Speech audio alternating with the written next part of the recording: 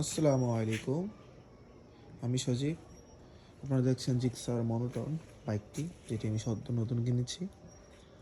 তো যারা সাইলেন্সার কভারের নিয়ে মানে ক্ল্যাম্প নিয়ে প্যারা নিচ্ছেন, যাদের ক্ল্যাম্পটা আমার দেখতেই পাচ্ছেন, আমি স্ক্রিনে যে ব্যাকা হয়ে আসছিলো আগের বার, তো এটাকে আমি কীভাবে সোজা করছি দেখেন এখন কি কত সোজা, কত স্ট্যান্ডার্ড লাগছে। সো আমি এই জায়গার একটা ক্ল্যাম্পটা বড় করছি। এই ক্ল্যাম্পটা আগের ক্ল্যাম্পটা খুলে এটাকে কাটিং করে ওয়ার্লিং করেছি পিছন দিয়ে, আবার স্প্রে রং দিয়ে দিয়েছি।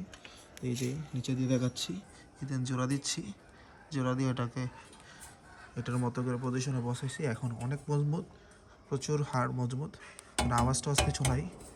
সেইভাবে আপনারা মনোটরের সাইলেন্সারের কভারের সমাধান করতে পারেন। ভালো লাগে পেজটি লাইক দিয়ে, ফলো দিয়ে, সাবস্ক্রাইব করে চ্যানেলে পাশে থাকবেন। আসসালামু আলাইকুম।